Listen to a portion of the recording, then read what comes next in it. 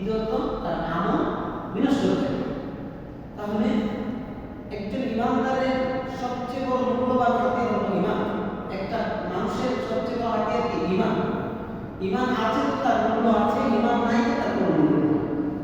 ঈমান নাই তো তার কোনো দাম নেই। এই জমিনের ভিতরে যদি আপনার ঈমান থাকে তাহলে পশু পাখি গাছপালা যা কিছু আছে সব কিছু আপনার জন্য হবে। আর যদি আপনার ঈমান না থাকে তাহলে এই মাটি থেকে নিয়ে সব কিছু আপনার উপর বানানো, পাশাপাশি আপনার জন্য তাদের কাছে কোনো মূল্য নেই। একজন ঈমানদারের কারণে গাছ-গাছালি ইত্যাদি সব কিছু এই দুনিয়ার জমিনে সব কিছু তারা আজ পর্যন্ত টিকে আছে। যদি ঈমানদার না থাকে, আল্লাহকে বিশ্বাস এরকম যার ভিতরে নাই, এমন ব্যক্তি যদি না থাকে, আল্লাহকে একত্বতা অর্থাৎ তাওহীদে বিশ্বাসী, রিসালাতে বিশ্বাসী, আল্লাহকে মানার লোক যদি না থাকে, তাহলে আল্লাহ তাআলা এই জমিন আসমান যা কিছু সৃষ্টি করেছে এগুলো রাখার আল্লাহর কোনো প্রয়োজন নেই। আপনারা বুঝছেন? তাহলে ইমানদারের মূল্য কি কম না বেশি? কম না বেশি বলেন? বেশি। এজন্য বলা হয়েছে অহংকার হলো আল্লাহ তাআলার চাদর। আর যেই ব্যক্তি অহংকারকে নিয়ে টানাটানি করবে, সে আল্লাহর চাদরকে নিয়ে টানাটানি করলো, আর আল্লাহর চাদরকে নিয়ে যে টানাটানি করলো, সমস্ত কিছু তার বিপরীত চলে গেছে। এখন তার ঈমান নেই, সে বেঈমান, তার আমলে কোনো কাজে আসবে না। ভালো করে বুঝবেন, আর চেষ্টা করবেন, নিয়ত করবেন মনে যে আমার ভিতরে যদি অহংকার থেকে থাকে, এই গুণগুলো যদি আমার ভিতরে থাকে, বড় গুণগুলো যদি আমার ভিতরে থাকে, বড় অভ্যাসগুলো আমার ভিতরে থাকে, তাহলে আজই পরিবর্তনের করার সময়। মৃত্যু কখন চলে আসে আমার মৃত্যু তখন বলতে পারবো না। যদি মৃত্যু চলে আসে আমার অবস্থায়, তাহলে আমি শেষ করে নিতে কি হবে? কি হবে আজকে? তাহলে অহংকার করেছিল ফেরেশতাদের শিক্ষক ছিল মুআল্লিমুল মালাইকা, অর্থাৎ সমস্ত ফেরেশতাদের শিক্ষক ইবলিস। ইবলিসকে আল্লাহ রাব্বুল আলামিন বলেছেন, ওয়া ইয কুলনা লিল মালাইকাতি ইসজুদু লিআদাম ফাসাজাদু ইল্লা ইবলিস। ওই ফেরেশতাদের মুআল্লিমুল মালাইকা, ফেরেশতাদের শিক্ষক, ওই ফেরেশতাদের সাথে সামনে ছিল আল্লাহ বলেছেন, তোমরা সকলেই এই আদমকে আমি মানব জাতির সর্বশ্রেষ্ঠ মানব জাতি আমি সৃষ্টি করতে চাইতেছি, ইচ্ছা পোষণ করেছি। যেহেতু আমি আদমকে সৃষ্টি করেছি, তোমরা তাকে সিজদা করো, তাজিম সিজদা। এই তাজিম সিজদা একবারই জায়েজ ছিল ওই সময়ের জন্য, এরপরে আর কি নাই, জায়েজ নেই। মাসলা হয়ে গেছে, ওই সময়ের জন্য জায়েজ ছিল। এবার আসেন ফেরেশতাদেরকে এবং মুআল্লিমুল মালাইকা, ওই ইবলিসকে বলা হয়েছিল সিজদা করার জন্য। ইবলিস ইল্লা আবা ওয়াস্তাকবার, সিজদা করতে অস্বীকার করে, ওয়াস্তাকবার, সে অস্বীকার করেছে অহংকার বশত। শুধু তাই নয়, সে নিজেকে বলে আনা খায়রুম মিনার, আমি তার চেয়ে উত্তম, আমি তার চেয়ে উত্তম শ্রেষ্ঠ। খালাকতানি মিন নারিন ওয়া খালাকতাহু মিন তিন, আমি হলাম আগুনের সৃষ্টি, সে হলো মাটির সৃষ্টি।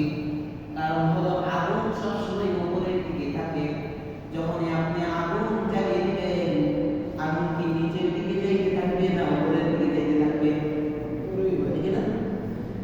ঠিক এরকম ইবলিস শয়তান বলতেছে, আমি হলাম আগুনের সৃষ্টি, আগুনের কাজ হলো উপরের দিকে যাওয়া, নত হওয়া নয়, মাটির দিকে নিচের দিকে যাওয়া নয়। আর আদম হলো মাটির সৃষ্টি, মাটির কাজ হলো নিচের দিকে যাওয়া।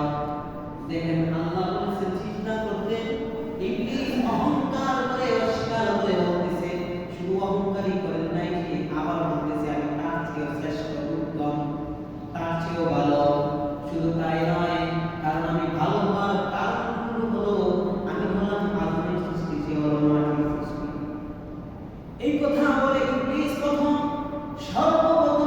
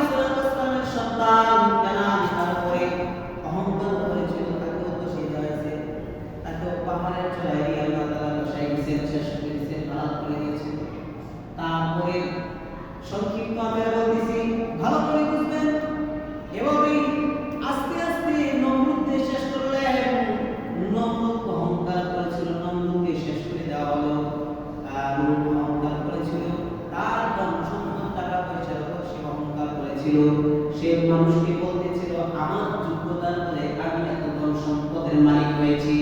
মানুষের সাথে অহংকার করার কারণে আল্লাহ রাব্বুল আলামিন তার ধন সম্পদের সাথে তাকেও দোষিয়ে দেয়।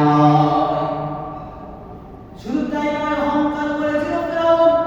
ফেরাউনকেও আল্লাহ রাব্বুল আলামিন নীল নদীর ভিতরে তাকে একদিন নয়, দুই দিন নয়, ৩০০ বছর দুনিয়ার জমিনে ছিল। ৩০০ বছর রাজত্ব করার পরে সে মানুষকে বলতে থাকে আনা রাব্বুকুল আ'লা, এই কথা বলতে থাকে। ফেরাউন যখন এভাবে নিজেকে অহংকার বশত খোদা দাবি করে, খোদা দাবি করার কারণে ওই ফেরাউনকে সুযোগ দিয়েছেন আল্লাহ তাআলা ৩০০ বছর পরে ওই ফেরাউনকে নীল নদীতে দোষিয়ে দেওয়া হয়। কথা বলেন ঠিক কিনা? শুধু তাই নয়, নমরুদকে কিভাবে তাকে সাধারণ ছোট একটা লেংড়া মূসার মাধ্যমে ওই নমরুদকে শেষ করে দেওয়া হয়। অহংকার বেশি দিন টিকে না। অহংকার করলে অহংকারী বেশি দিন দুনিয়ার জমিনে থাকতে পারে না। অহংকারের পরিণতি শেষ পরিণতি, অর্থাৎ শেষ মুহূর্ত থেকেই তার খারাপ অবস্থায় চলে যায়। মৃত্যুর পরে তো তার জন্য ভয়াবহ শাস্তি জাহান্নাম ছাড়া কোনো কিছু না। যার দিলের ভিতরে, অন্তরের ভিতরে সামান্য পরিমাণ অহংকার থাকবে, সে জাহান্নামে যাবে। এক কথাই সোজা। এখানে কোনো বেস্ট মাইনাস কিছু না যে তার জন্য সুযোগ রয়েছে, তার জন্য কোনো সুযোগ নেই। অহংকার প্রথমত ঈমান ধ্বংস করে, দ্বিতীয়ত তার আমলকে ধ্বংস করে দেয়। শুরুতে আমরা এই কথাটা শুনছি, কথা বলতে কি না? এই কথাটা মাথায় রাখবেন। যদি ঈমানই না থাকে সে কি জান্নাতে যাবে না জাহান্নামে যাবে? বলেন, বেঈমানদের জন্য আল্লাহ তাআলা কোন রাস্তা রেখেছেন? তাহলে অহংকার করতে করতে এভাবেই যুগে যুগে যারা অহংকার করছে তাদের শেষ পরিণতি এভাবেই আল্লাহ তাআলা তাদেরকে ধ্বংস করে দিয়েছেন। আস্তে আস্তে করে এভাবে অহংকার যারা করতেছে তাদেরকে এভাবে আল্লাহ তাআলা শেষ করে দিয়েছেন। শুধু তাই নয়, নবী করিম সাল্লাল্লাহু আলাইহি ওয়াসাল্লামের যুগে যারা অহংকার ছিল তাদের ভিতরে, তারা সব সময় আল্লাহর নবীকে দ্বীন হিসেবে দেখেছে। এজন্য কি দ্বীন হিসেবে কটাক্ষ করত, বলতো তার বংশের কোনো জাতি নাই। কারণ নবী সাল্লাল্লাহু আলাইহি ওয়াসাল্লামের সন্তান একজনও, তার ছেলে সন্তান হয়েছিল ইব্রাহিম নাম, কয়েকজন হয়েছিল, সবগুলোই আল্লাহ তাআলার হুকুমে দুনিয়া জগৎ ছেড়ে অন্ধকার কবরের মাঝে চলে যায়। কিন্তু এভাবে চলে যাওয়ার কারণে কুরাইশ গোত্রের মুহাম্মদ রাসূলুল্লাহ সাল্লাল্লাহু আলাইহি ওয়াসাল্লামকে কুরাইশ গোত্রের বড় বড় নেতারা যারা আল্লাহর নবীর উপর ঈমান আনে নাই, তারা তাকে নিয়ে অপমান করেছে, তাকে নিয়ে ঠাট্টা করেছে, বিদ্রুপ করেছে। সব সময় তাকে নিয়ে মুশকিল আর এই কথা বলতো যে মুহাম্মাদের ঘরে বাতি নাই, মুহাম্মাদের বংশের বাতি নাই। এটা কাঠুরা বলা হয় যে তার নিঃসন্তান, তার কোনো সন্তান নাই।